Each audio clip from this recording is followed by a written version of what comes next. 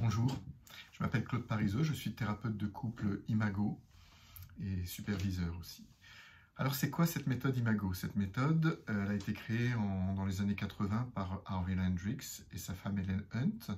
Ils sont psychothérapeutes tous les deux et en fait ils ont fait un travail de 15 ans de recherche pour aboutir à cette méthode qui est un mélange, pas un mélange en tout cas, qui est un aboutissement de plein de courants qui étaient à cette époque-là beaucoup l'analyse transactionnelle, la méthode Rogers, l'écoute active de Rogers, la communication non violente et aussi un peu de psychanalyse notamment.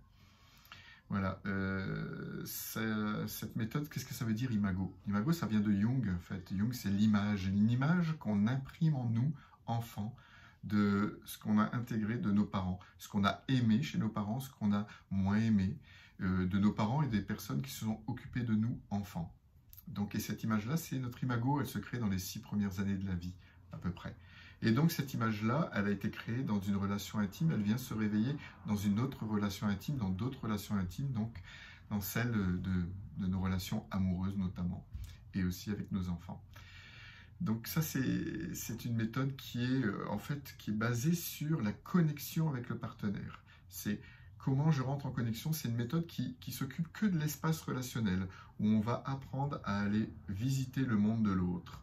Et on va apprendre aussi à écouter l'autre dans son monde, en traversant un petit pont et en laissant notre monde loin derrière. Il y a tout un processus pour ça. Et ça crée beaucoup de sécurité. Moi, quand j'ai découvert cette méthode en 2006, ça a créé énormément de sécurité à l'intérieur de moi, de pouvoir oser dire qui je suis sans avoir peur d'être humilié, d'être rejeté. Donc c'est vraiment ça la spécificité de cette pratique, c'est que ça crée un espace sécure pour oser parler des vraies choses. Parce que le problème, les problèmes qu'on amène, moi j'ai fait beaucoup de thérapie de couple aussi, c'est pas essentiel. Le problème, si on résout le problème, il va se déplacer sur d'autres problèmes. Tandis que si on va chercher la racine, là, on risque de passer à autre chose. Et le but, c'est pas de résoudre le problème, parce que le problème, c'est la partie émergée de l'iceberg. Nous, on va s'occuper de la partie immergée, celle qu'on ne voit pas, qui sont les blessures de l'enfance, qui sont aussi les besoins non satisfaits de l'enfance. Tout ce que nos parents n'ont pas pu voir à un moment donné, on les a gardés à l'intérieur de nous, et ça va faire un impact, comme une mémoire à l'intérieur, qui va être réveillée dans une autre relation intime. Donc, qui a besoin de ça? Tous les couples, j'ai envie de dire tous les couples qui ont envie soit de mettre plus de conscience dans leur relation et de ce qui se passe vraiment, ça met de la conscience et de l'empathie, soit pour des couples qui se sont séparés et qui ont envie simplement de comprendre pour ne pas reproduire la même chose après, ou pour ceux qui ont des enfants et qui savent qu'ils vont être un couple parental toute leur vie, donc pour rester en bons termes et ne pas utiliser l'enfant ou les enfants comme monnaie d'échange à l'affection qu'on a pu, etc. Il y a beaucoup de choses. Donc j'accompagne beaucoup à la séparation aussi. On l'utilise aussi pour résoudre justement toutes les dynamiques relationnelles. On essaie de voir qu'est-ce qui se passe dans la relation, pourquoi on s'est rencontrés, pourquoi on a choisi notre partenaire, parce que notre partenaire, c'est vraiment la meilleure personne pour nous aider à récupérer tout ce qu'on a mis dans notre congélateur enfant. Et ça, c'est vraiment important de voir le couple comme ça. Parce qu'on va reprocher des choses à notre partenaire, mais en fait, on va lui reprocher des choses qu'on a choisies au départ.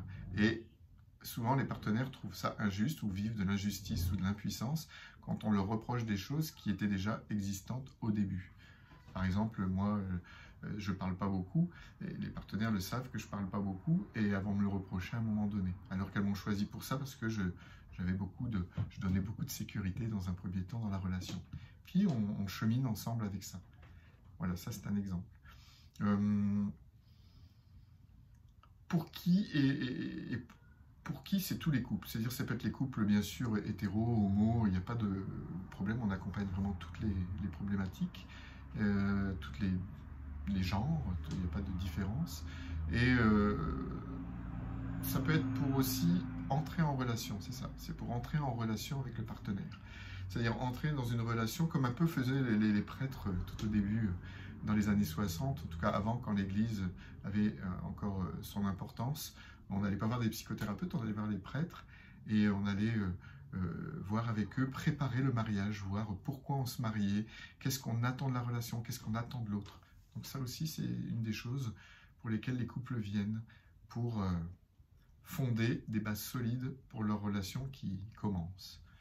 Puis pour les couples plus anciens, c'est aussi pour nettoyer l'espace relationnel et permettre vraiment d'avoir une relation qui est plus une relation de cœur à cœur, de connexion, plutôt qu'une connexion où on va reprocher au partenaire tout ce qu'il ne fait pas ou tout ce qu'il fait. Donc c'est aussi une thérapie de la joie. Imago, c'est ça, c'est une thérapie de la joie où nous allons vraiment mettre l'accent sur qu'est-ce qui fonctionne, pourquoi on a choisi tel partenaire et pourquoi c'est important de cheminer ensemble.